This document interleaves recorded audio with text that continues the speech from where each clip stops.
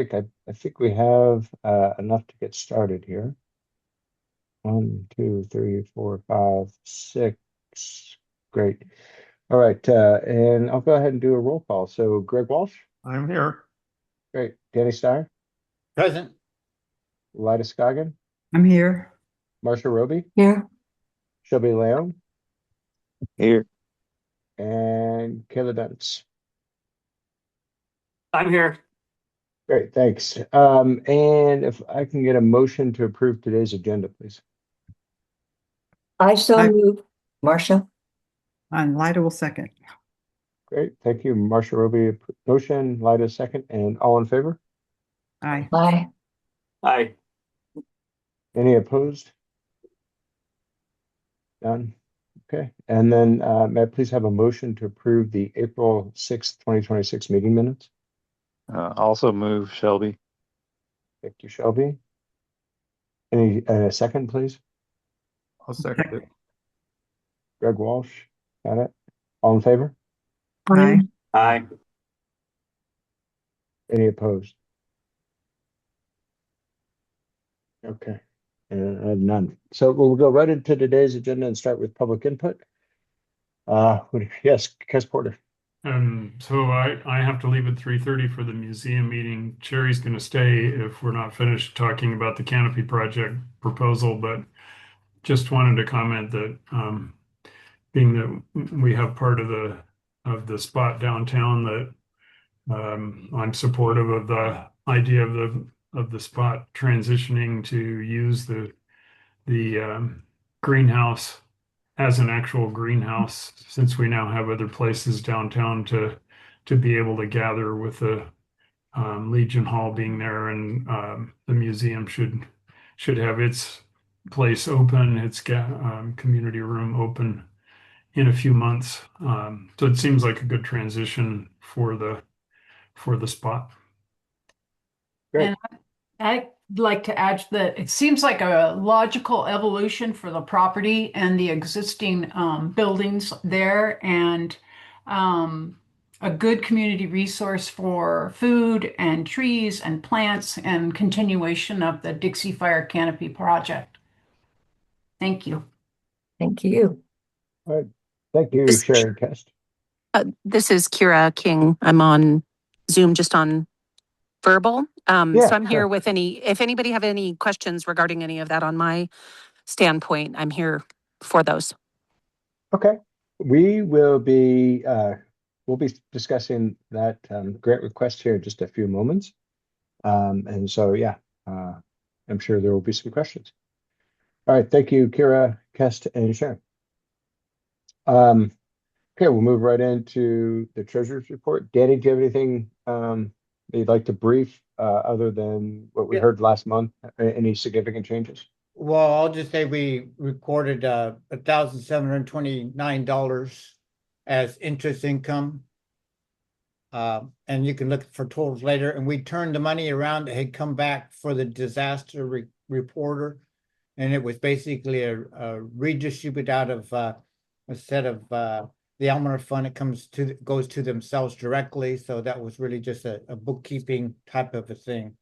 But our current balance is $345,537.40. But we have committed to that. We've got a few dollars committed, so we have $330,317 of funds to work with.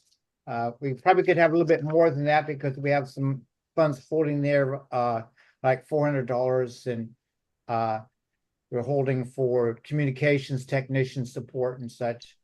And we have $300 for meetings that we've been holding for the Taylorsville Hall, and it's been held on there. I don't know if we should strike that off, but it's never dealt with it.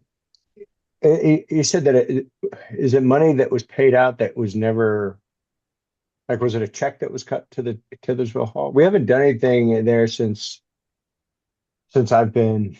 Right. Yeah, I know we haven't done anything, but we were supposed to give a committee, we either committed or had planned to have meetings there. Oh, okay. That there was $300 sitting there to be paid to them, and I have not received directions whether to remove that Got it. Okay. commitment or not. Sherry, it looks like you have a piece on that. We did have a meeting there, and that was a fee, but they never followed up on with an invoice or anything like that. And they're not really a legitimate outfit since the Grange still has it. Yeah, it's still a Right. question there. Right. That's Yeah. kind of what I was wondering, if it was caught up in that they didn't really own it, so they really couldn't collect fees for letting people use it. Yes. So- They never Right. followed up with us. So, all right, so I guess the question, Patrick, and Yeah, I don't know if you can go I back there. think, yeah, I got it. I think we'll continue to hold on to that because if their situation clears up to where they are their own organization or what have you, once they're all finished with that, and that way we can at least make good on that Okay. invoice. That's Okay, a, that's a little hanging thing that I want to try to clean up. yeah, that's a good reminder. Thanks. And You're Matt, right, I got you. report. It looks like you're in attendance now as well. Yes, please. All right. How's the quorum? Do we have a quorum? We do indeed. Yeah. Oh, excellent. Yeah. You're an added bonus, as always. The contact on Historic Taylorsville Hall was Laura Kearns. Okay. Thank you, Sherry. Yeah. Great. Okay. Anything else, Danny? No, that's it. All right. Thank you. All right. And with that, today we will move into our only grant request that we have submitted right now. And that's from the Dixie Fire Canopy Project. So Michaela Trammell is with us today to discuss that. As you recall, there's been a grant request from the Canopy Project for the last couple of months, and it's had various different versions and iterations. This one is kind of a complete redesign of what we heard last month. So last month, there's the potential of approximately 10-acre property that the Canopy Project was looking at to purchase to be the kind of the phase one implementation of the Canopy of Care program that they were looking at initiating. That would have been kind of a nursery area, greenhouse, et cetera, and then the potential for tiny homes or ADUs, et cetera, to be used as interim housing for domestic violence victims. This grant that I sent out with the agenda and minutes is significantly different. It's definitely a full edit of that initial grant that you heard a month ago. And this would showcase property acquisition in Greenville itself on Pine Street at the spot location. It also has funding in there for rental of an adjacent lot at the spot location. And this probably represents a little bit more of like a realistic approach to that phase one approach, just to get something started here in Greenville with the Canopy Project, as it relates to like a garden center / nursery area that's centrally located and can still kind of support some of the aspects of the current purpose and mission of the Canopy Project. So just a little background, and I will turn it over to Michaela Trammell to discuss the grant in its entirety. Thank you. Happy Monday afternoon. Thank you for having me back. So last month we did have that discussion and I heard you all loud and clear.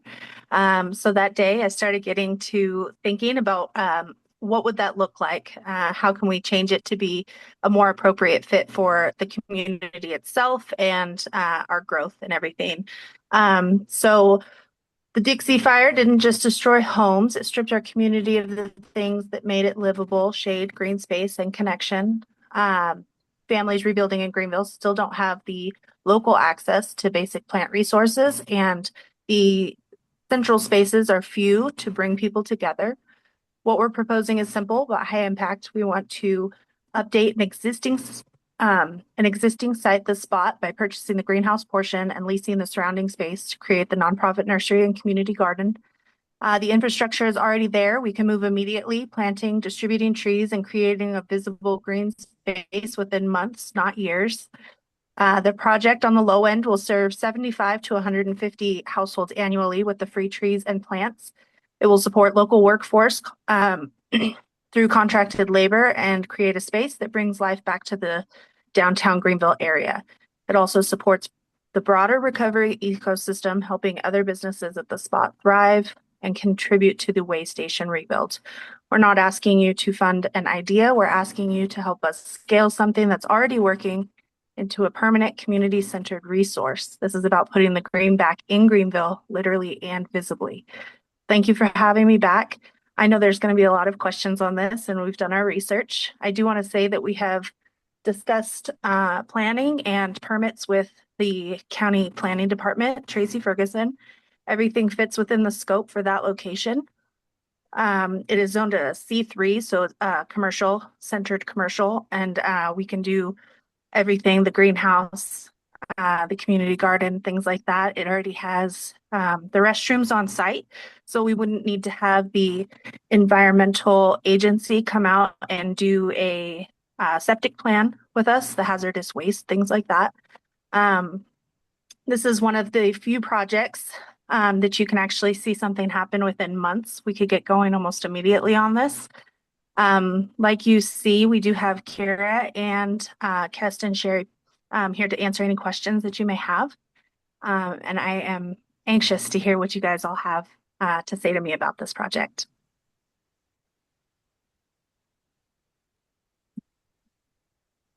Okay, thank you, Becky. So team, questions, concerns? Yes, Matt, go ahead. So I was talking to Pearl at the pub the other night. Pearl works in Gray's nursery, and I said, "Oh, Mickey might be making this nursery," and her concern was around the how difficult it is. Like, she's worked at Gray's nursery for about 10 years, 15 years, like, so she knows the business really well, and she said how difficult it was to like make money in the nursery business. So my question for Mickey is, does it have to make money? You know, like, maybe you don't really have any costs. So does it have to make money? And if so, how are you going to make money, especially if you're going to be giving away a lot of plants to the local people? Like, how do you think about, just talk to me about how you think about making money and that kind of challenge.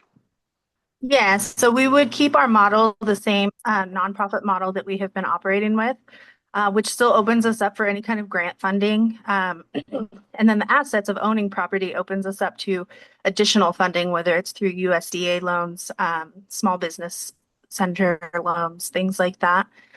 So the goal is not to make a ton of money off of this. The goal is to put as many trees out for as low cost as possible. So we will still have access to our long-term funders, such as the Arbor Day Foundation, California Relief, things like that. But what we would also be able to make the money that we spend back to be more self-sustainable. So we can't charge a lot of money for the trees, but we can charge for what they cost, the delivery fees, and then a percentage of our overhead costs, things like that, to keep our costs low and to keep the program going. I mean, is it going to be like a nursery where I can go there, I can get some good earth in bags and whatever, some flowers and some tomato plants? Is that going to be when I pay whatever, how much a bag of earth is and tomato plants? I mean, is it going to be that kind of thing? Maybe $30, $40 at the end of the day? Is it like how I imagine like a normal nursery, or is it going to be something different? It's going to be very similar to that. Gray's has been in operations for about 80 years now, so it's not going to be anywhere near their scale, but it'll be a great resource for our local community just to be able to put the greenery back. But yes, we will be able to have those things to choose from, to purchase, and besides the free trees and shrubs that people get for rebuilding. Got it. So it'll be like a regular nursery, commercial nursery, plus this kind of free trees for locals kind of service on the side. Yeah. Okay, got it. I as think well as the community garden. one of the distinguishing features here is the fact that it's still a nonprofit, right? So, and Mickey, I don't want to speak for you here, but there's a threshold, I guess, a maximum threshold of money that you can actually bring in terms of quote unquote revenue. And she and I talked quite a little bit about this when I was looking at the grant of what that threshold is, because it is different than a business, right? Because they are so nonprofit. So, but good question, Matt. In just what does this look like for long-term sustainability and regenerating itself of the money that it's able to bring in at the cost that it's able to charge things, and then of course this other branch of funding that is still available through public grants and things of that nature. Lida had your hand. We'll go Lida, and then we'll go Marsha. Yeah, I actually emailed Michaela earlier today about whether she had talked to anybody at the Dawn Institute and whether there was any connection, collaboration with them.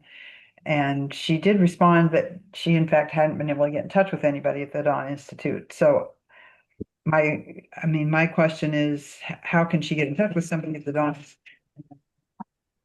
Does anybody know what kind of overlap there might be with this project or collaboration that might happen?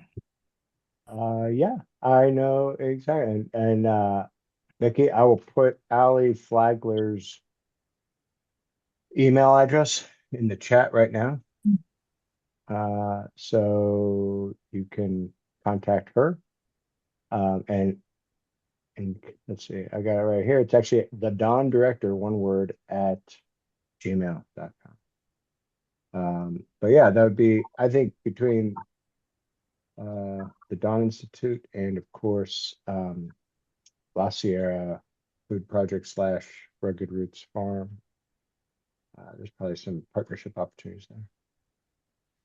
Yeah, so I have spoken with the La Sierra Food Project, and they are interested in being a partner on this. The smaller communities, we want to see gardens, trees, all those things in every small community within Plumas County. So I would love the opportunity to collaborate with anybody that does have that going on. I know that there's one in the Genesee Valley area, and we did also just bring her about 50 pots, nursery pots to propagate, things like that. So we're already in collaborations with a lot of these smaller gardens in our area. But the goal is to be easily accessible for locals of the Greenville, Indian Valley area with the gas prices and things like that. So. Okay. We'll go Marsha and then Greg. So Mickey, I was wondering, are you planning on purchasing a storage unit so you can put the bags of soil and stuff in it? And because the greenhouse itself, can you lock it up so people can't just come in and steal stuff? Our goal is to put cameras up around the area, and the greenhouse can be locked. It's not, if somebody really wanted to get in, they could. But the carports that are also on site, we could put siding on, and we can actually lock those into being storage type units. Nice. And so we've already looked into the types of materials that we would need. And then, of course, we do have people such as Kira and Kest and Sherry and everybody that could provide the information for the different types of siding that could go into building those. That would require a little bit of permitting. It may not happen within this first season, but those are all things we have already been looking into. Great. Okay. Greg. So this is sort of a question for everybody. In looking at the eligibility requirements and the restrictions, it says that capital improvements such as new structures, repair damaged structures, acquisitions of structures, and I would probably assume that includes acquisition of land, generally will not be considered except for possible short-term or low or no interest loans. And so I'm wondering how this fits in with the guidelines of the steering committee and the Dixie Fire, because it sounds like we're being asked to buy something. Yeah, and that's a concern from North Valley Community Foundation as well, is that it represents an asset. And so assets start to get tricky because while we believe, like, when a grant goes out the door, I mean, theoretically, we believe that it's going to be successful, right? That we're not only DFC in many cases, but other organizations are funding a project program or otherwise that we want to see go from zero to completion. And so the tricky thing is, though, is if something uh, fails along that road, along that journey, in 2 years, if something happens to the Dixie Fire Canopy project, if the nonprofit is unable to sustain itself, there's a variety of things that can happen. Now there's a lot in Greenville that's owned by the Dixie Fire Canopy project, but that doesn't really exist. So then what happens to that land? Where does it go? How does it work? Or does it go to Michaela and then now she's got a lot in Greenville? And And this and is that's a tricky part too, around, like, the same thing has come up with the business on the business side of the house, like buying something for a business. It's the same argument that we've been hit against for the last 2.5 years, is that you buy something for a business, the business fails, but now that business owner has an asset that they can sell. Can I address that a little bit real quick, Joseph Yeah, Patrick? sure. Go ahead, Karen. This is Kira. Just from a legal standpoint, so Mickey has, controls the nonprofit. The nonprofit has an operating agreement, or will or should have one. It could be a condition within her operating agreement that is irrevocable, non-changeable, contractually, that if her nonprofit goes under or ceases to exist, or is, whatever parameters you want to put on it, it could be ceasing to do business for 3 years or something like that. Even if it still exists, you could mandate then that the transfer of the title of the property go back to any other nonprofit, and you guys could,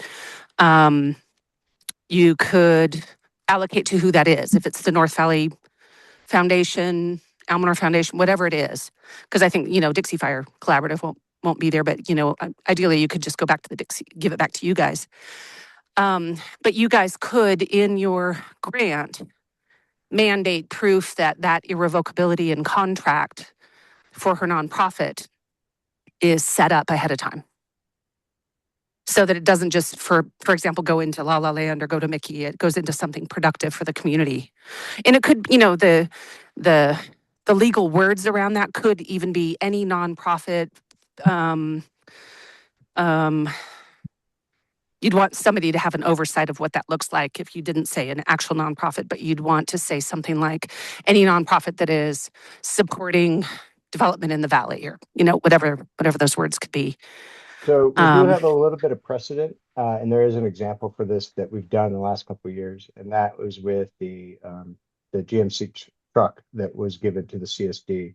So that was a truck that's an asset that was purchased on behalf of Hope Crisis Response Network. And then when they were finished using it, inside the grant, there was kind of that clause that Kira's talking about that said it, and this was a little bit even more vague than what she just described, but it said it had to, quote unquote, go to community good. Right. So that prefer you have that. it a little bit more clear than that. Yeah, but that's the idea. And so, I mean, if we're looking at in terms of like dollars and cents, that was an $85,000 truck that went to the CSD, which is about $35,000 more expensive than this lot is.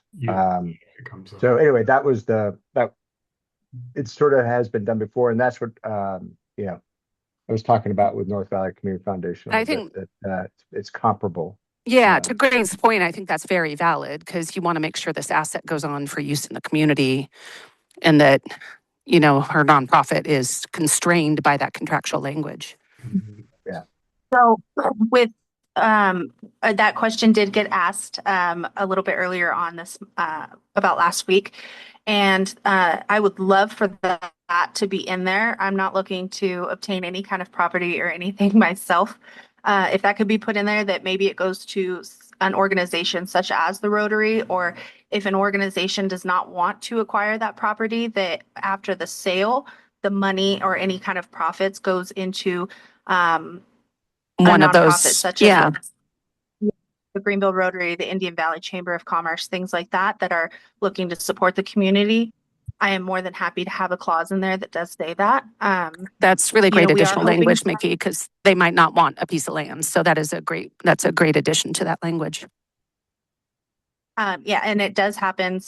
A lot of nonprofits don't want to assume a property. However, this is a great centered piece of property right in the middle of town, and it could do a lot of good if we were not the ones in control of it.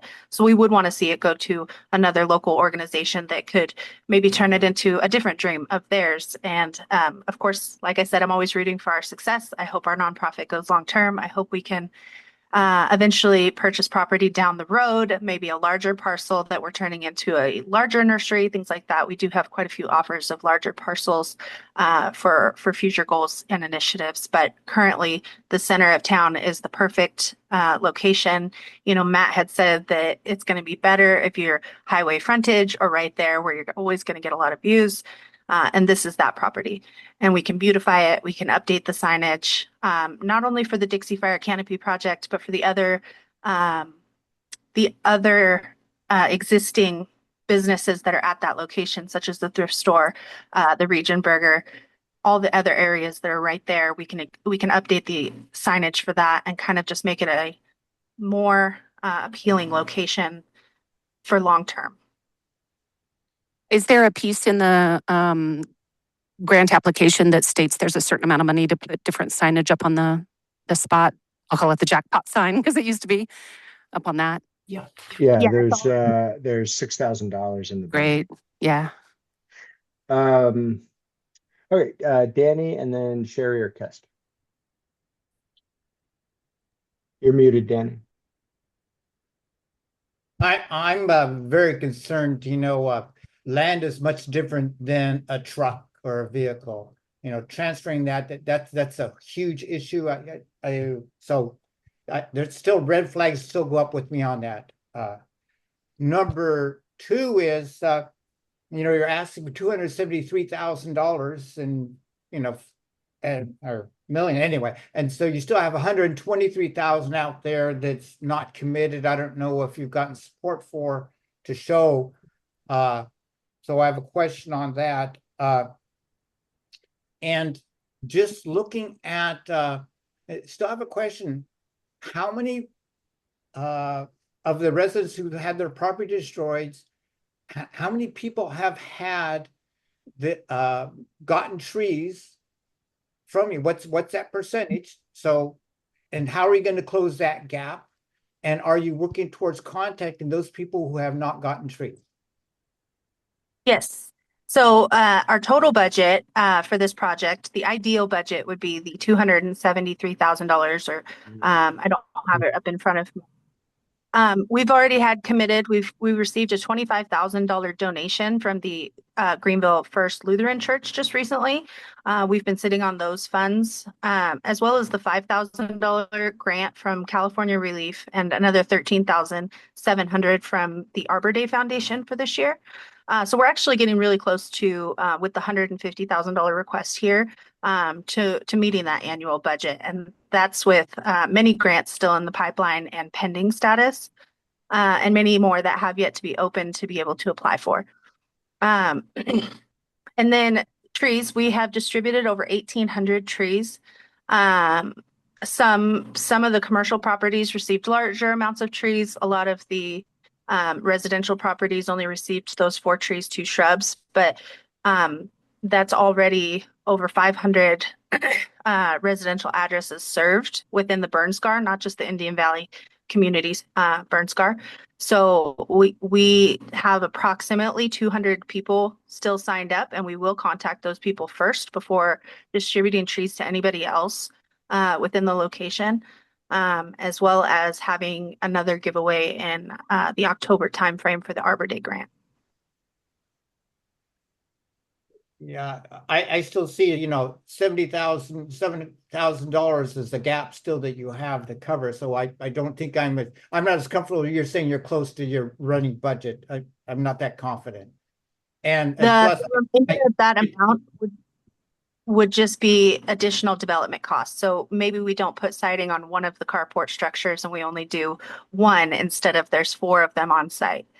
And then we raise additional funds next year and we can keep going, but we could keep moving forward regardless of if we reach that operational long-term goal for the year. The thing is, you need to protect your assets. So storing anything in the greenhouse is, to me, other than growing trees, is problematic. You're just inviting people to steal, and you can lose assets, and then you're going to need to repurchase those.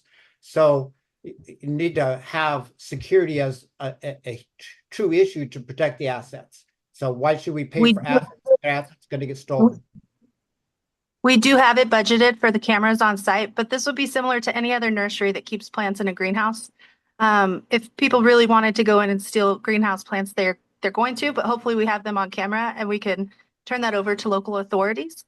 But most nurseries of the area do store their trees and shrubs in greenhouses with the same type of material that could easily be cut and accessed for malicious people.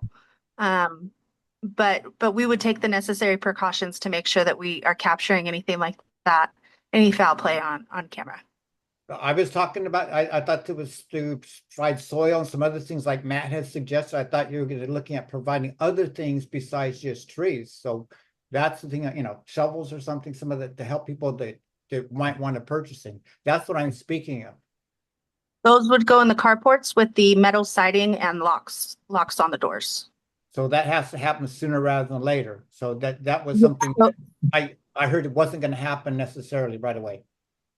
No, there's 4 carport structures on that property.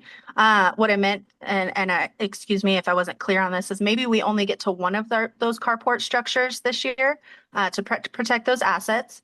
And maybe we don't get to all 4 of those. Maybe we don't build the office location in one of we were looking at building an office type thing in one of the carports to save costs on trying to bring an additional building. But we would be able to, with this grant, we would be able to properly secure it for everything, all the tools, all the soil, the things that people would try to walk away from the site with. Right. Okay. Yeah. So walking away. Right. Yeah. So security concerns and just being able to mitigate that risk as it comes up. All right. We'll go Sherry, and then okay. I think Sherry and Matt. I think Matt had a hand up. So. Let's see. I wanted to go back to Greg's question about the spot. And at the time that the carports and the greenhouse were put in, and that grant that came from the DFC and North Valley Community Foundation, the pass-through organization was Sierra Institute. So Sierra Institute owns the carports and the greenhouse. Are they donating them? That would be part of, we haven't contacted them. That'd be good to do. They are used for the community's good. So if it's better in the community, they're allowed to be utilized for that purpose. If they came down and decided all of a sudden they didn't agree and they wanted to uninstall all of those from that location, we don't believe that they would, because the Sierra Institute's another wonderful organization. Jonathan Kussel is a little bit hard to track down. I have emailed him quite a few times, but he has not responded. But I did put an email out there that kind of explained the use and everything like that, and I have not gotten any kind of denials. Well, and so I would suggest, Mickey, like if this is supported and goes through, that the same language for your purposes is that they have granted it to you for the use while you're an active 501c3, so that nobody can just come take them back if you're in active use of them. But again, that there's a clause that says they go back to that institute if you cease to exist. Yes. The good news it's is worthwhile to follow up, and Mickey, for your contact info, I just put Kyle Rogers' email address in the chat. He's the Thank assistant you. director of the Chair Institute and does kind of like a lot of the day-to-day stuff. Uh, I, it did not on this conversation, but something from like a year ago. I remember it came up, and it's definitely worthwhile to confirm. But the Sierra Institute basically had said, yeah, they're there for good because that's what they were there for. So they were just facilitating the setup and establishment. They weren't looking to take those things back ever. So, but again, trust but It's good. verify, right? Yeah, So, and then the good news is La Sierra Food Project, they have many contacts that have greenhouses available, and they said that they would volunteer their time to come and help us set up a greenhouse if needed.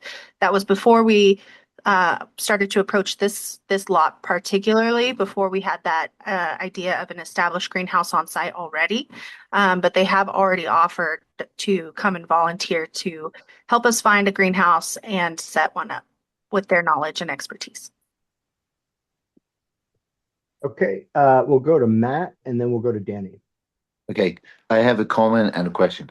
Comment on security. So I've had my place in Crescent Mills for 10 years, and for the last 2 years had this like really big construction project with loads of materials and tools, and no one's ever broken in, and our security's been really lax.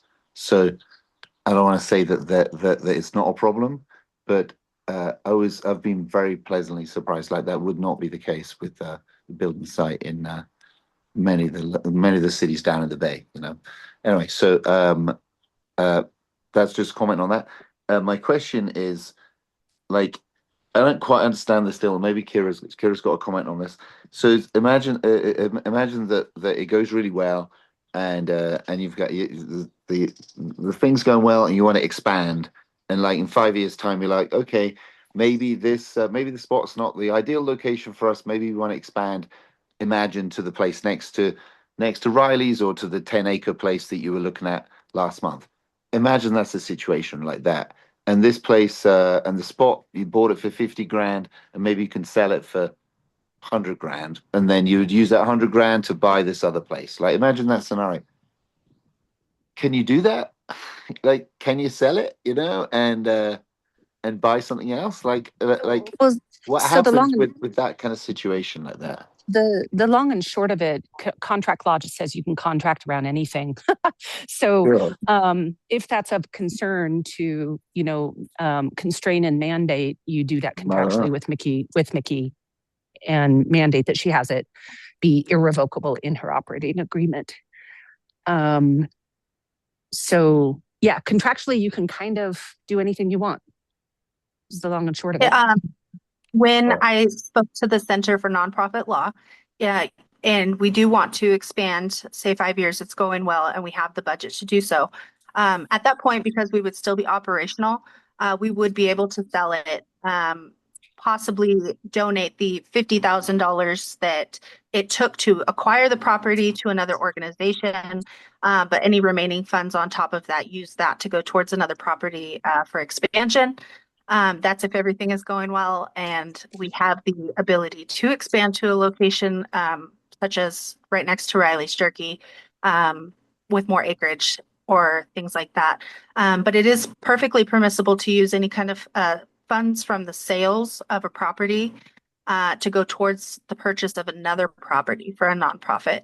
But again, in good faith, we would want to at least try and get another nonprofit onto that site, maybe for zero cost, maybe it's for a profit to go towards the sales. But that would all be something that we would continue to work with the Center for Nonprofit Law and our local nonprofits in the area, depending on what that looks like in 5 years. 5 years is a long time in fire recovery. And in terms of the lot that you're renting, is that where the Sierra Lodge used to be on the corner?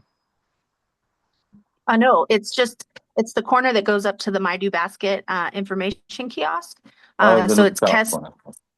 Yeah, so we would, the bookmobile would still be there, the Region Burger would still be there, and we would create this beautiful green space around them that hopefully would draw people to not only the bookmobile, the Region Burger, the thrift store, and Dixie Fire Canopy Project. You've got the new Tiny Tots town right across the street. We would Of course, first short term, we would look into buying the privately owned dirt lots that are right there next to the Nell's gas station, if things went well. And then if Region Burger decides they do not want to purchase the lot that they're currently on, we would be then looking into purchasing that lot as well.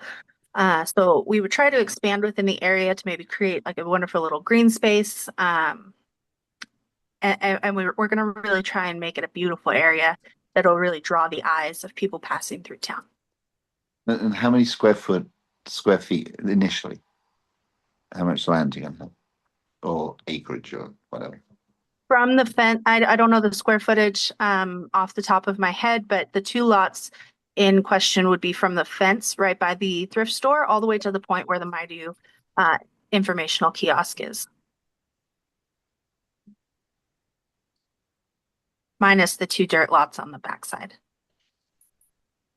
It looks like it's 2/10 of an acre, Matt. And then the adjacent lot is about 1/10 of an acre. So all told, between what was purchased and rented, to be about 1/3 of an acre, a little bit more, right around there. And is the soil clean? Like if you wanted to put vegetables and things in it, or would you have to import all your soil? We would use beautifully structured garden boxes that we would get from the Tiny Pines Foundation. They build homes for just cost materials in the campfire and bear fire burn scars. They're another local nonprofit that does wonderful building. They're contractors, things like that. So they are willing to sell us really great garden boxes that we could just put on site and put things in those for a really great deal.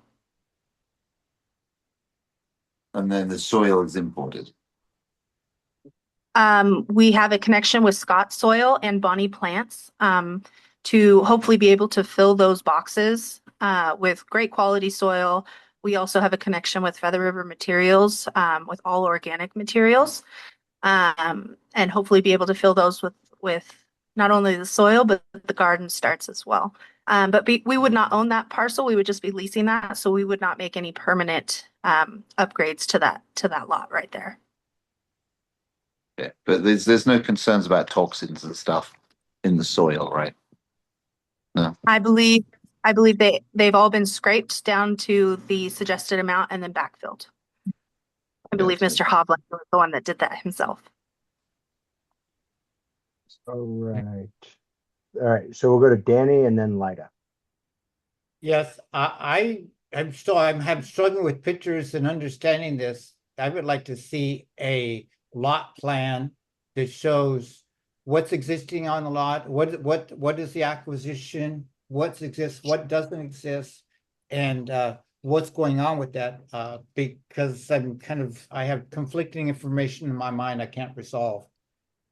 So I'm a little, and then the latest thing just kind of dropped in there was, oh, there was some other land that's going to be loaned in, but you're going to use, but so I'm confused as to what the land is, what the lot is, and it sounded to me like the Region Burger lot was still within Region Burger itself was within the lot that was being purchased.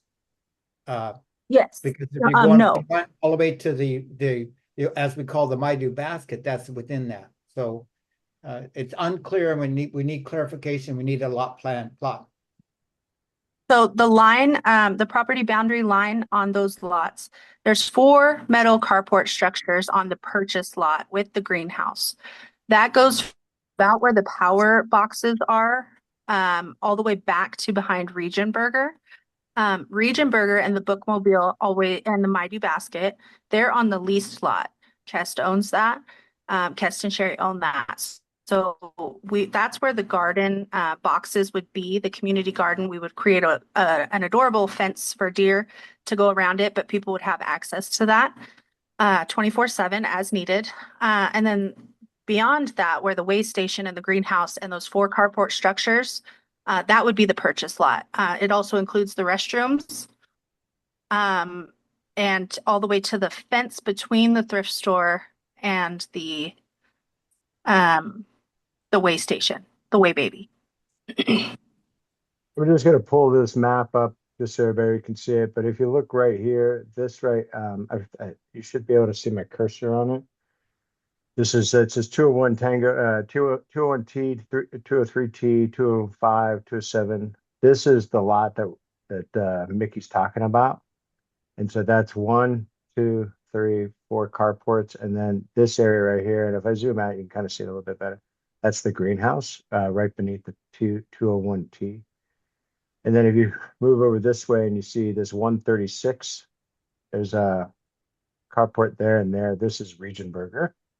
And that's the part, this is the parcel that Kest and Sherry are own that they would rent. So it's this one where my cursor is on right now, and then this one adjacent to it. So what I just highlighted in yellow. Mm. Just for general reference. That is helpful. Lead answer my Yeah. question now. Yeah. No, I was just pulling it up just because Right. this stuff is right here, and I think we can do a deeper dive if necessary, but just to kind of get a general orientation. Right, I appreciate it. Okay, Lida, your hand is up. I guess I want to get back to Greg's issue that he brought up and your comment about the North Valley Community Foundation having concerns about just the basic premise. I mean, the idea seems great to me. I don't have any qualms about the concept, but if in fact we're not supposed to be involved with purchasing property, then we have a fundamental issue that we haven't resolved. Yeah, absolutely. So now that we've been able to kind of now that this is a fully submitted grant on behalf of Michaela and Dixie Fire Canopy Project, and it's a wholesale change from last month. Kim and I were going to talk about it today, but she was unable we were unable to meet today.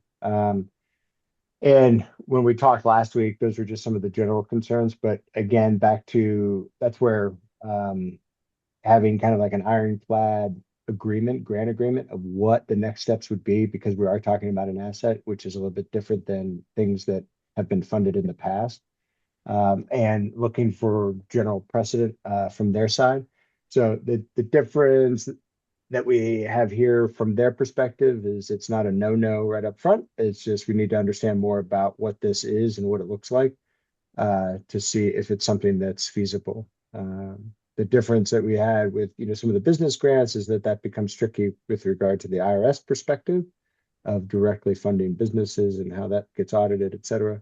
But this one's slightly different in that it just needs to be determined what, to Kira's point, like what that contract and or grant agreement looks like for next steps. And that's something that I don't know off the top of my head right now, and I have to discuss with definitely Kim and potentially Bill Hubbard, their general counsel.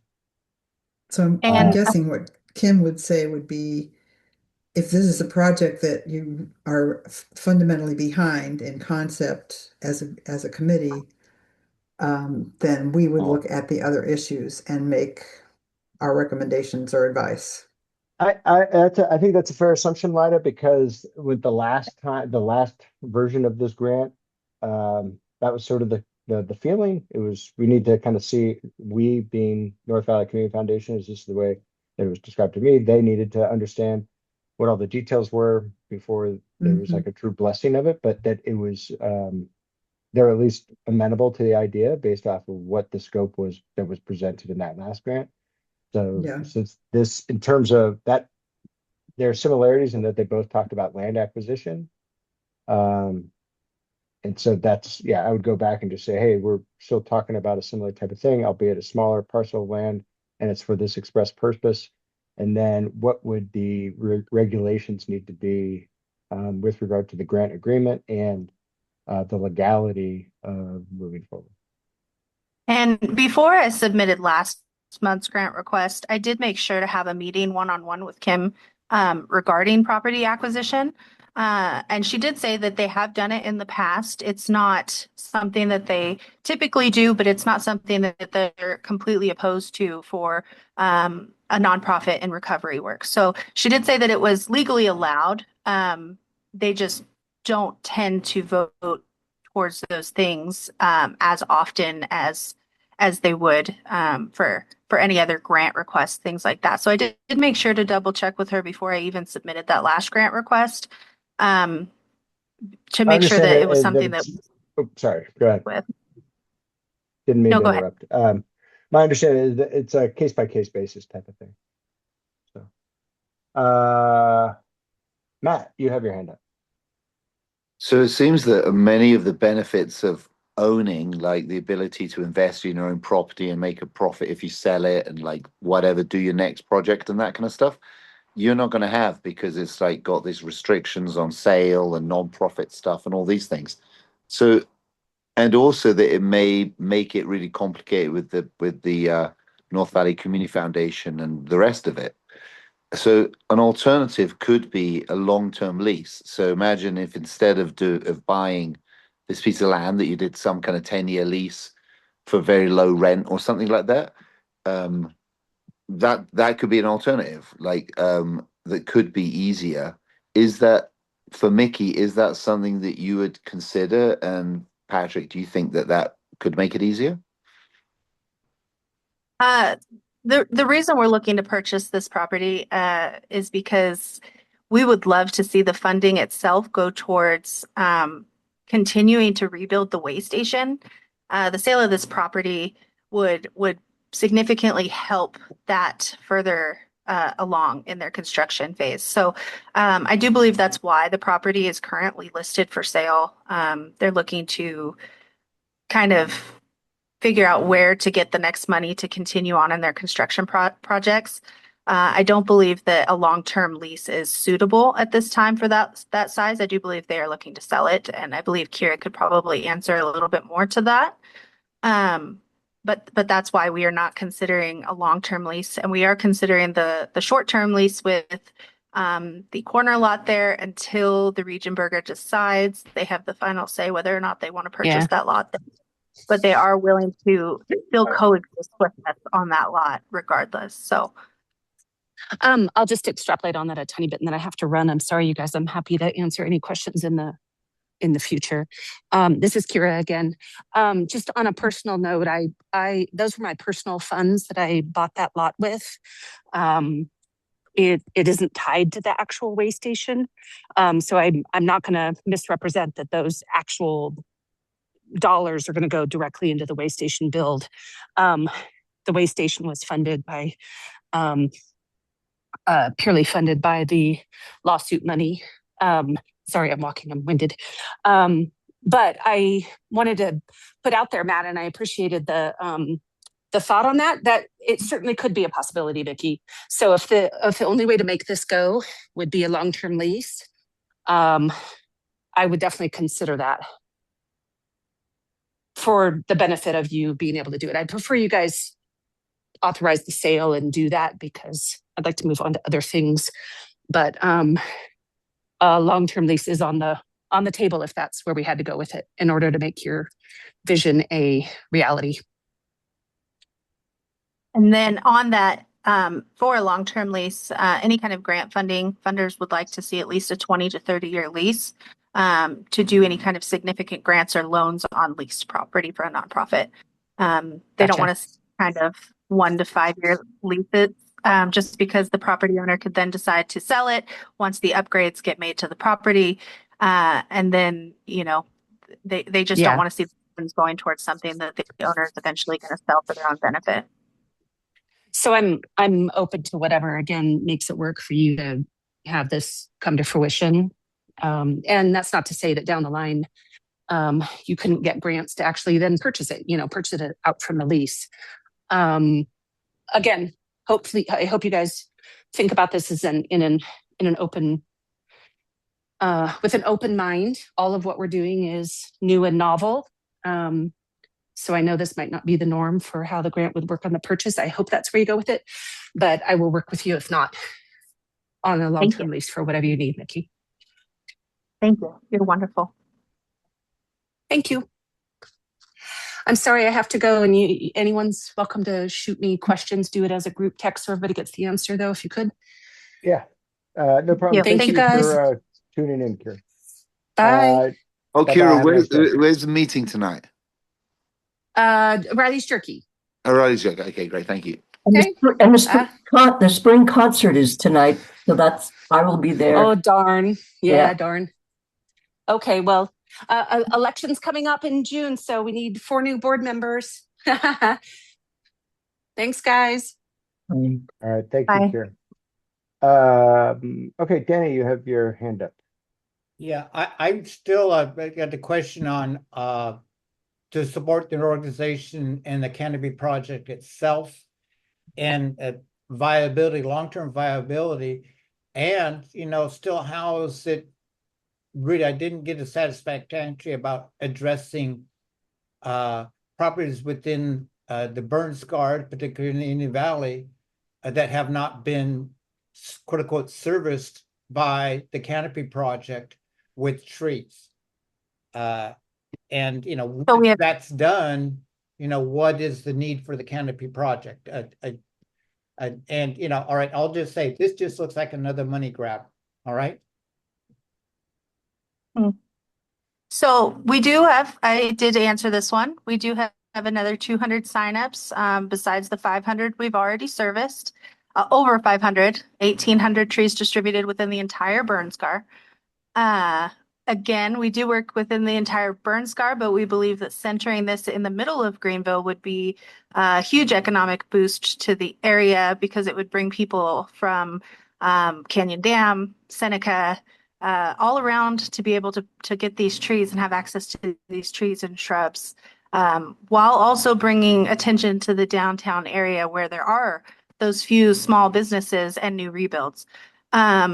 There's also many additional empty lots that are still burned out and have not yet recovered that we're hoping, whether they rebuild or they sell for somebody else to rebuild, something's going to pop up and hopefully they have access to our trees. We hope that we're around to ease the burden of those rebuilding costs, to put trees on their lot, pollinator shrubs, to bring in the natural ecosystem that used to be before the Dixie Fire.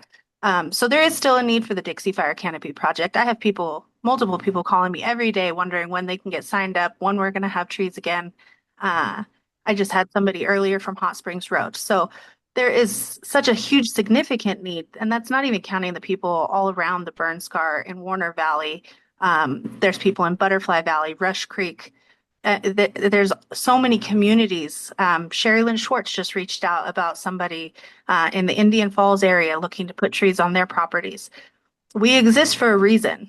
We exist to solve a problem, and we're doing a great job doing so. So that's why we're looking to center this in the Greenville area. We've got such wonderful support in that area. We couldn't imagine trying to put this anywhere else, such as Quincy. There's already a nursery there. We don't have a reason to put it in Quincy. Quincy didn't burn. We want to be right there in the center where everybody is recovering together.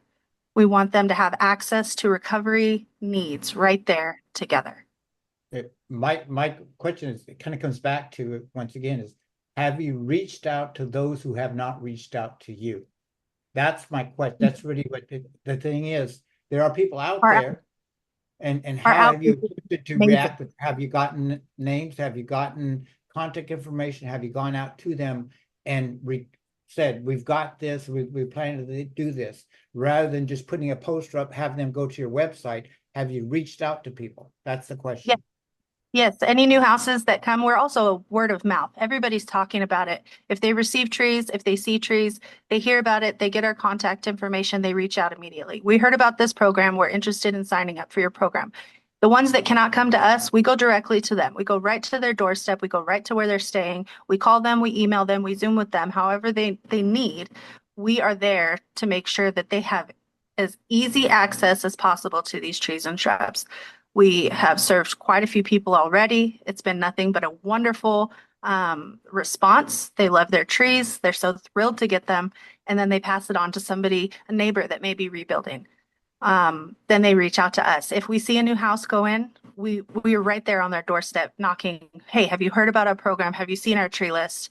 The Greenville Museum project, I instantly, as soon as I read about it in Plymouth Sun, I instantly applied for a grant on their behalf to receive trees and shrubs for that property. So we are very active in making sure that we try to get as many trees on as many lots as possible within the burn scar, within the Plumas County area. We can only go so far.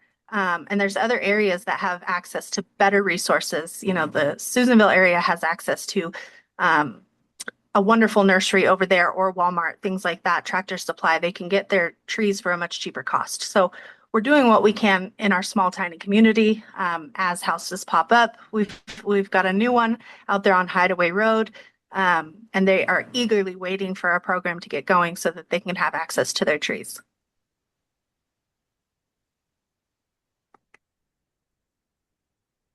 Okay.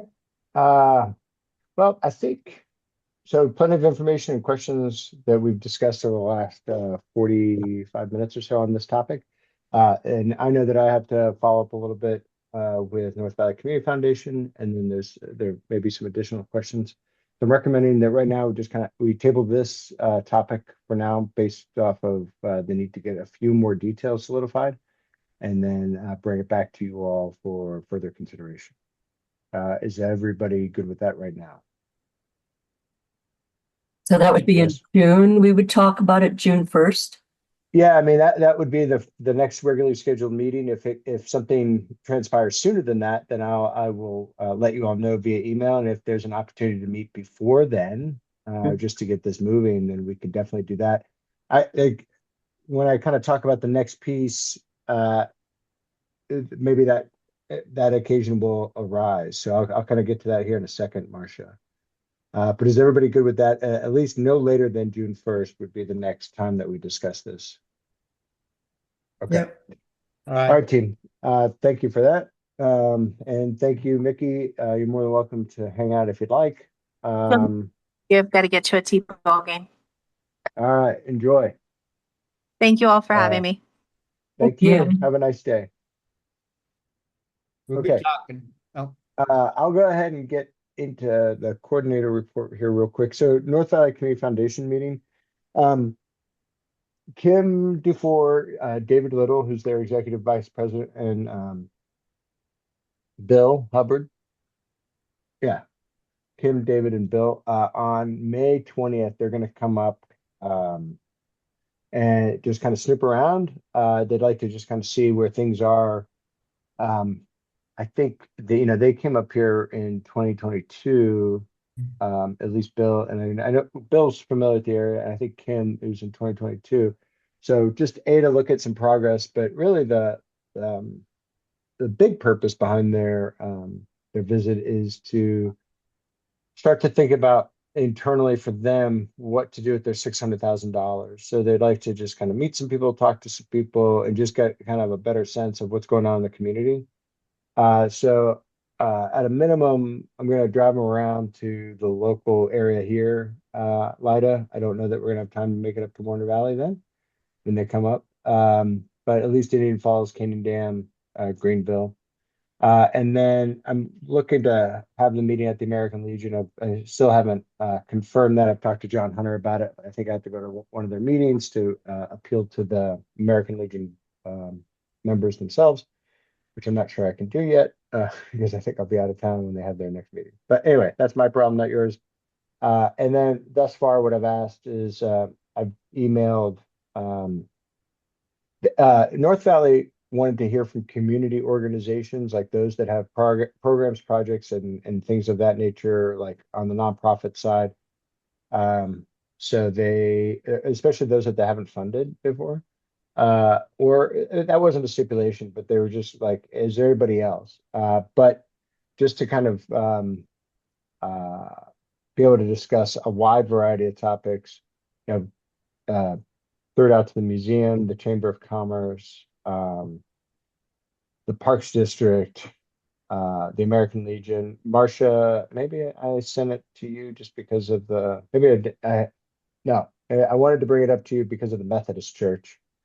If you were available, because of your role with the Methodist Church, and then also the Feather River Community Fund. So this is on May 20th from 11 a.m. to 1 p.m.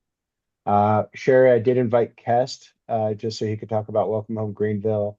in the housing movement to see, I think if he is able to just better to come from the horse's mouth and if he kind of briefs what his goals are there to see if they're more amenable to it this time around.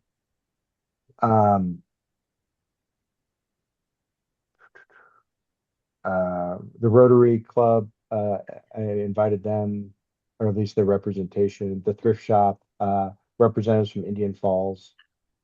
Yeah, so anyway, that's what and for them, they're thinking they're trying to figure out with their $600,000 if they want to put all their eggs in one basket and like, oh wow, here's an interesting community project and we'd like to contribute $600,000 to it.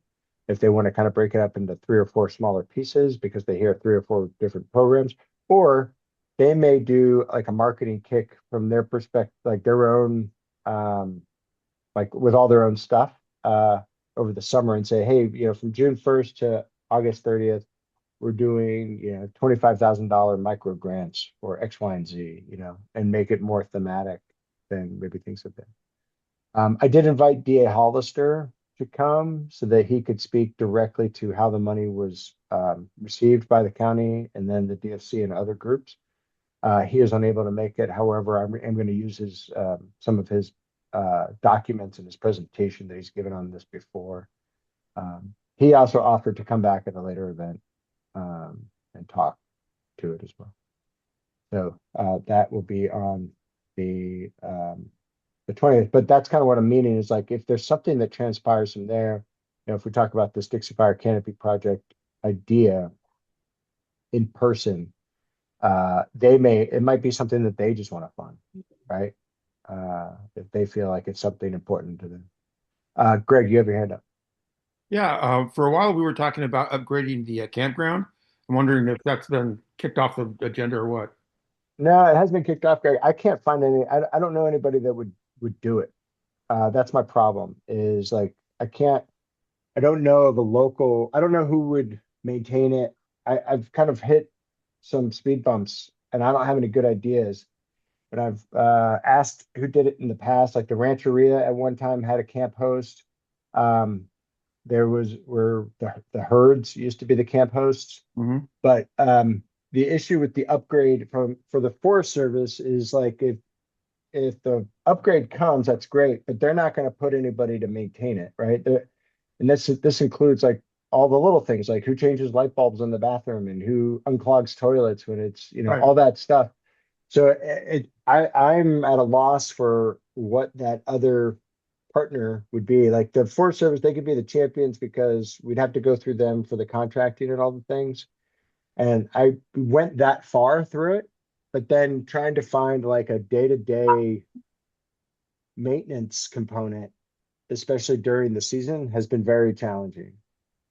I mean, like parks have camp hosts. I mean, people apply for those jobs. I need the Forest Service to agree that that is something that they want to take on board. There's so I don't and if you have any bright ideas, I'm happy to hear them and take it on board. I just it's been a lot of closed doors on what to do next. Okay. But I've got like I wrote up a contracting proposal and a couple of other documents that we could use with the Forest Service. It was like kind of their templates. Uh-huh. And I also got the general bid from a company that does like toilets and showers and all that stuff.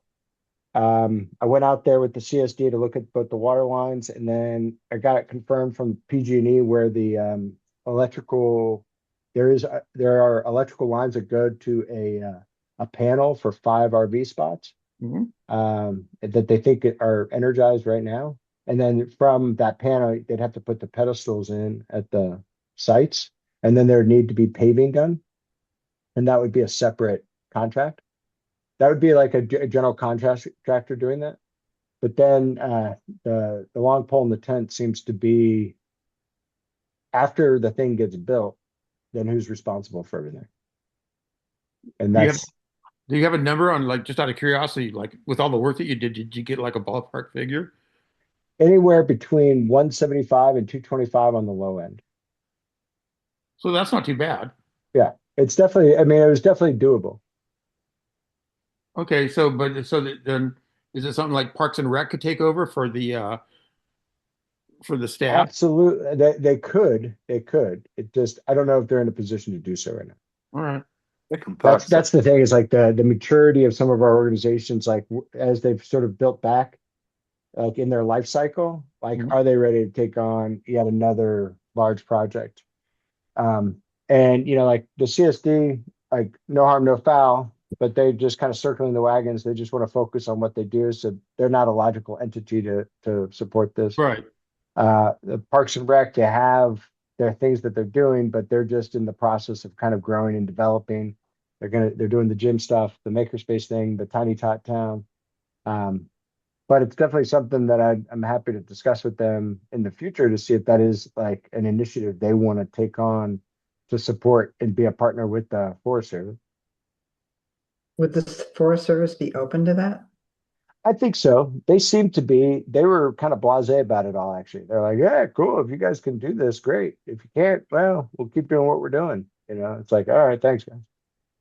So, um, I mean, it's neat. Like these facilities, the way that they make them so that it can be, they can be built by, what they say, like any capable general contractor would be able to, because they come in a kit.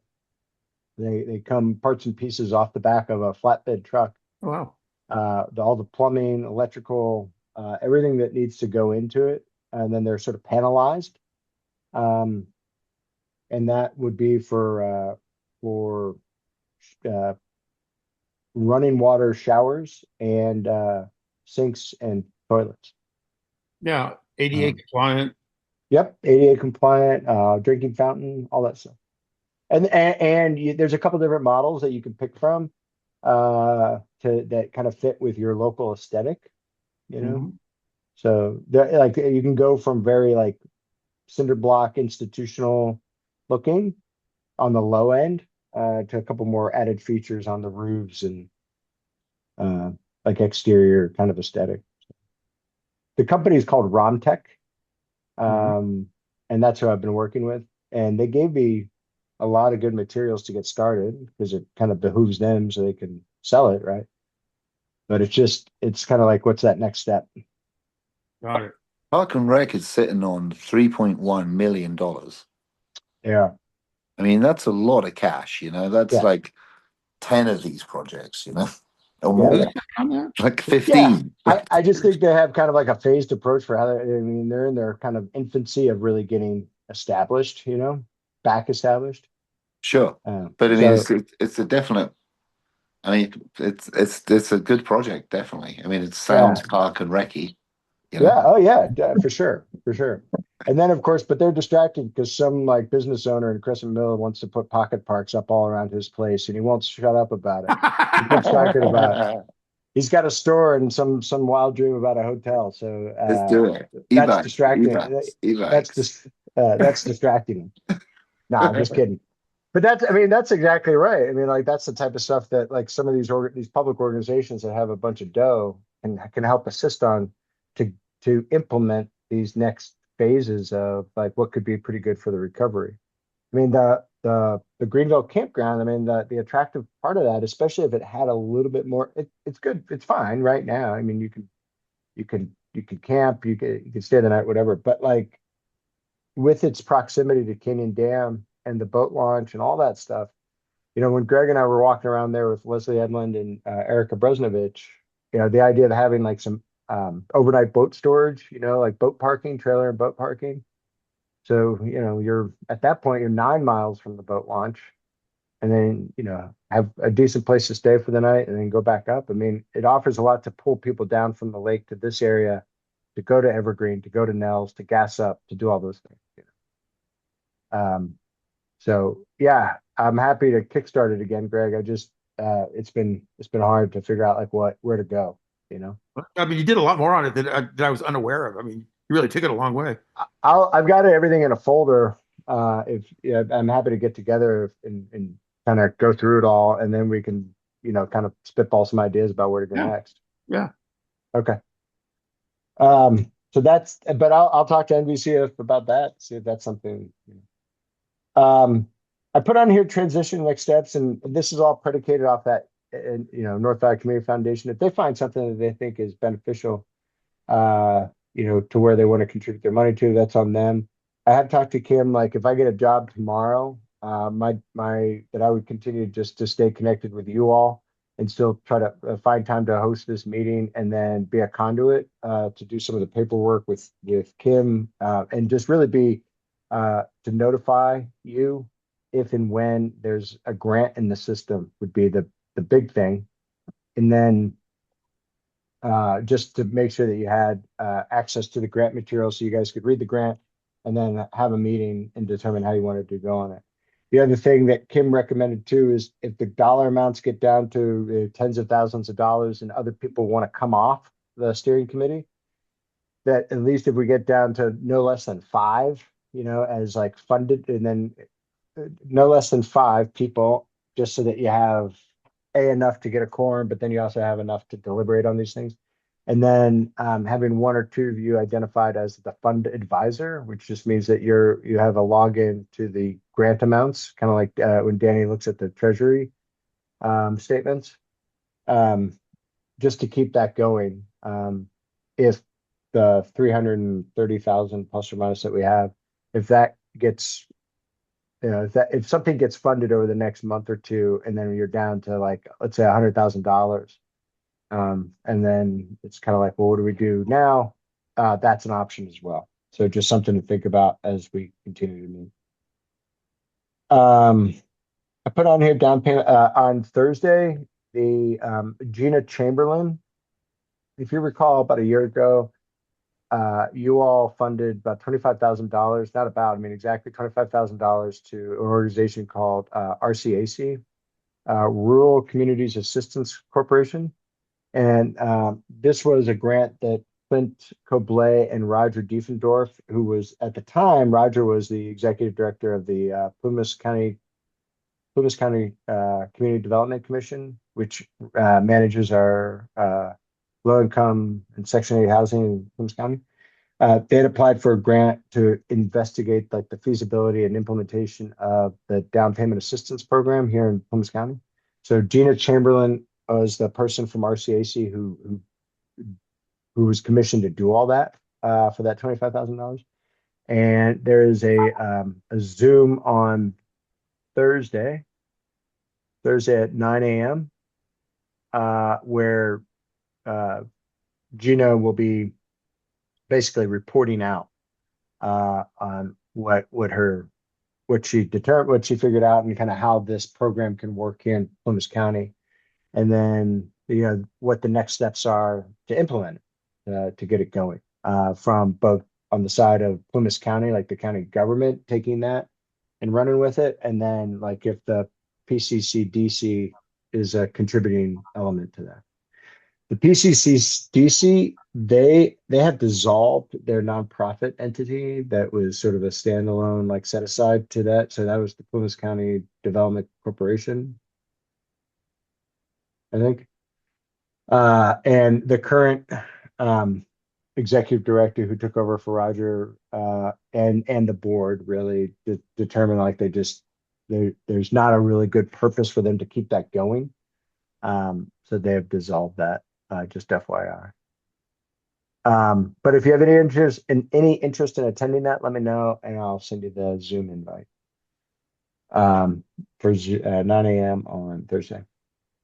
A couple things before we kick it all over to you all. If you're around on Saturday, May 9th, I highly recommend coming out to the Greenville Little League opening day.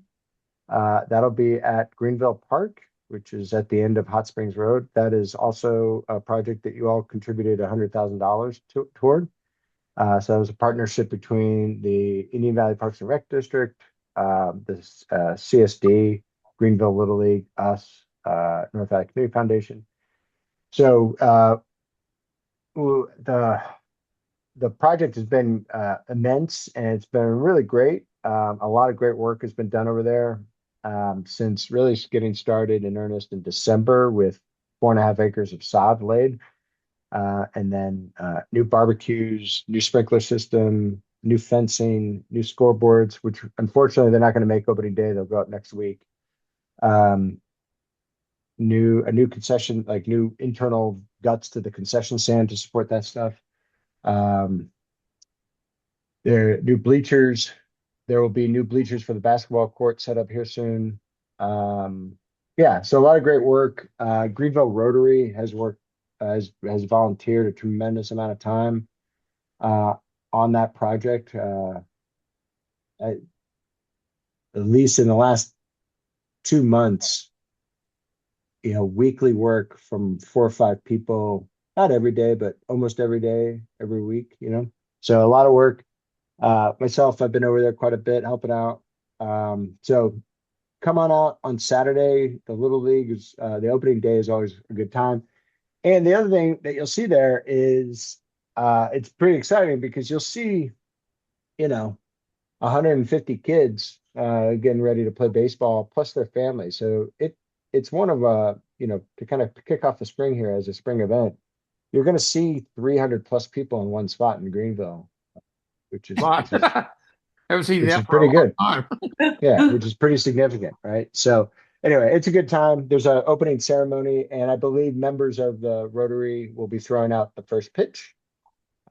So things usually get started around 9 a.m. and then there's like a ceremony, a national anthem. All the teams march out onto the field or walk out onto the field.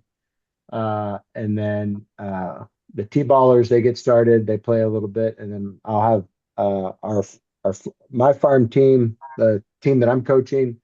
We have 2 farm teams this year, so we'll be battling each other on opening day. So pretty good there, but it should be a pretty good time. Lots of things going on now that the weather's getting nice. Yes, Sherry. What time is that again? What time does it start, Patrick? 9 a.m. is really when things kick off. Okay. And I'm sure parking will be tough. So challenging. Yeah. But it'll be fun. It'll be good to have everybody playing over there. And Kaylee Bentz, who on our steering committee, but also on the board of the IVRPD, he's basically done all the work as the project manager for that. So he's done just countless hours of his own time renting equipment, coordinating the different contractors that have done the different work, all kinds of stuff. Ordering all the different materials that needed to be shipped, all that stuff. So he's been working on that since like November. So a lot of work, a lot of blood, sweat, and tears from Kaylee personally on that. So if you see him around, I want to acknowledge it because he's put a lot of his time in that. Okay. I think that's it from my end for right now. I'm trying to think if there's anything else. Oh, Greenville Rancheria, by the way. I had a time conflict, but last Tuesday they wanted to do just kind of like an informal groundbreaking, of which they did a week ago. Yes, a week ago. They do plan on doing a much bigger sort of event when they grand open next summer. But right across the street from the post office there, you'll see the construction fencing has gone up. Lots of dirt work going on for the Rancheria. And they are, they're getting started. So they did a little groundbreaking with their leadership from the Rancheria last Tuesday and some others involved. And then, they're off and running with a timeline of next summer to be grand opening. So pretty exciting stuff. Hilber's Construction is the general contractor. They're pretty well known regional construction company around here, Northern California. They do a lot of public work, a lot of commercial work. So anyway, pretty exciting stuff. All right, that's all that I have, unless there are any questions. Oh, go ahead, Greg. It looks like you said something, but you're muted. Yeah, just wondering. I haven't heard for a while. How's the museum doing? Is it almost done? Yeah. The flooring was supposed to be in April. Everything else, it's painted. It's dry. The cabinets are in. Josh Working was there today taking measurements for the granite countertops. So once the flooring's in, we can go ahead and start bringing in artifacts and things that we have for displays and that. So we're looking to open this summer. There's Kest is at the meeting right now, so he'll have an update. Maybe June. we Great. we have to put all the displays together on the inside. So yeah, Awesome. that's where we are. Yeah. So that, yeah, that's exciting too. That's a big one, the museum. Yeah. Yeah, it looks great from the outside. The inside is beautiful. It's incredible. Yeah. The other one that we should see sometime this summer is St. Anthony's, is the Catholic Church. That should be finished. I got to check back in on the timeline of that, but it was a number of months ago. It was estimated that it would be completed this summer, sometime this summer. So I know they did a tremendous amount of framing and drywall for the ceilings and whatnot. Saw some pictures, looked pretty cool. So anyway, that's around the bend. Awesome. Okay. Let's see. We'll just go around the horn real quick. Lida, do you have anything for the team? Just one upbeat positive thing, which is that finally the county has been out fixing culverts on the county road out there so that the water is no longer eroding the pavement by running over the top of it. So that was they were out the end of last year and they were out this spring early working on those things. So that was good news for us. It is. It is there. Yeah. It's been a long time coming. Yep. Well, great. Thank you. Yeah. Marcia, do you have anything?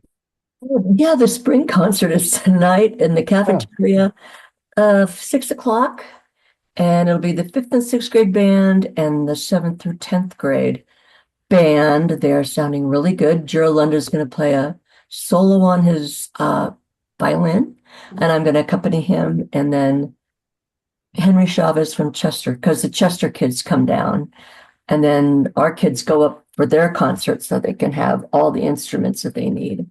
And he'll be playing a solo as well, and I'll be accompanying. It'll be a good concert. Cake auction. I made a bunch of pies and cakes, and they will be auctioning them off for the band. If the music wasn't enough, then that's another good reason to be there. All right. Marcia, Great. is it in the elementary cafeteria or? Yeah. 6 o'clock. Thank you. Oh, you're welcome. Great. Danny, anything for everybody? Yeah, I would still like to see a plot, a map put together, outlined for the Dixie Fire Canopy project. I think that's an investment we should start looking for, making sure people have true plans such as to put things together. It would definitely enhance the. Okay. Yeah. Greg, anything for the team? No, not much. I'm leaving town for a couple of weeks. When I get back, I'll get in touch with you, Patrick, about and see if we can kick the thing forward for the campground. Yeah, that sounds great. Are you thinking end of May? Yeah, 2/3 of the way through May. Okay. More like the 20th or something like that. Okay. Yeah, that sounds good because the third week I've got some marine stuff and then So a family thing. Yeah, right. That sounds good. Matt, anything? We've got yard sale coming up Saturday, yes, May of the course. 16th. And we've got 30 sign-ups so far. So if anyone on the call wants to get rid of some of your junk, never too late to get on the map, but just send me a text or something like that. Everything else is going well. We've got loads of tiles and carpets arriving tomorrow. So we're kind of the flooring stage of the project. So I'm really when Kirsten and Sherry are like, "Oh, we're going to finish next month," I'm like, "Oh wow, the difference between like building a new building and renovating an old building is so different, you know." So good job.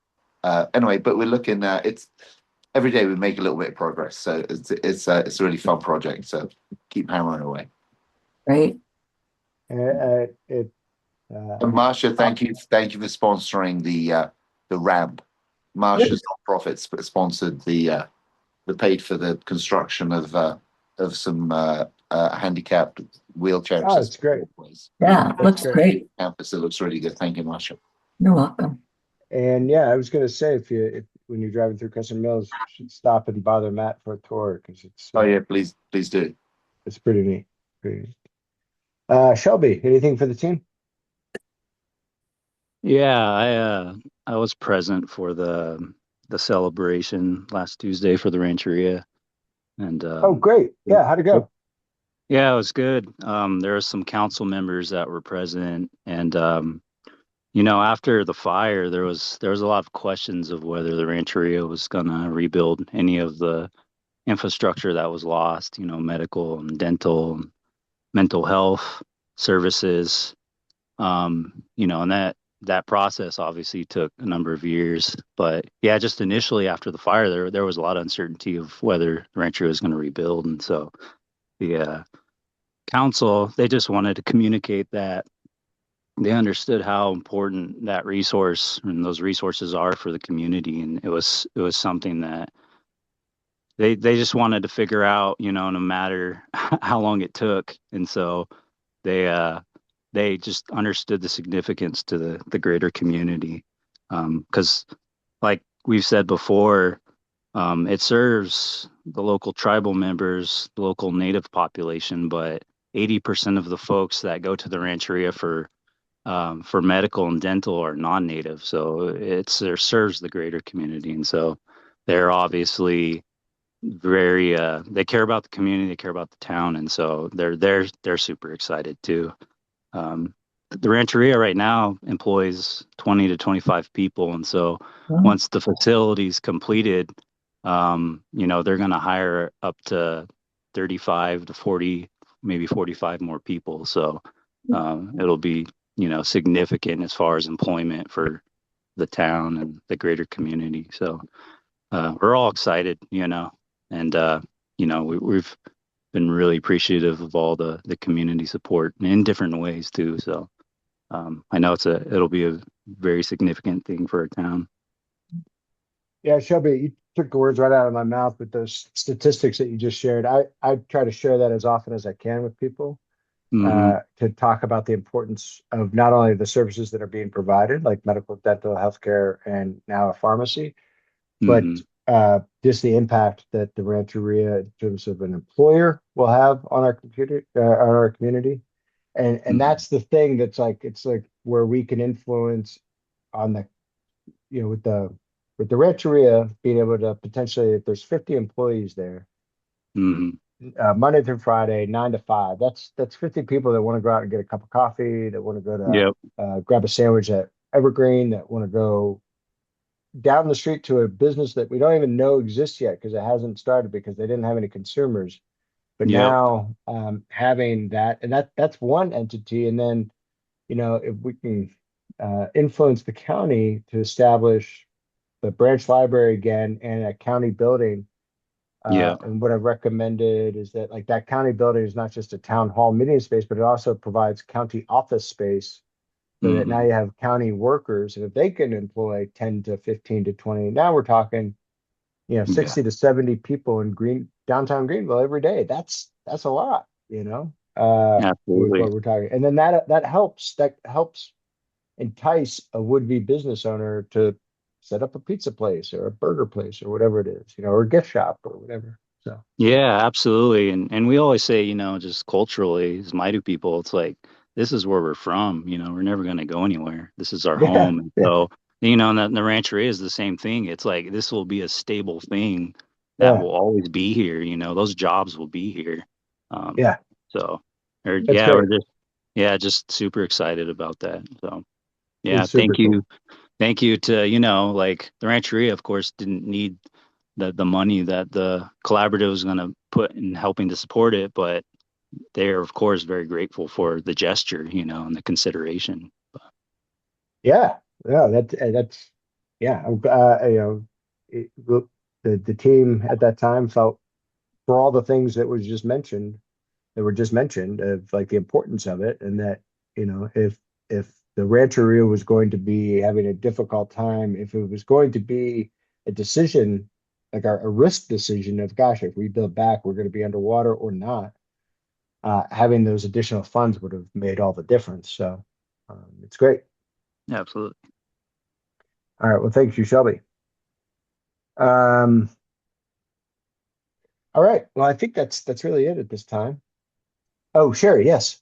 The Rotary is putting on the Indian Valley Century Ride on Saturday, May the 23rd of Memorial Day weekend.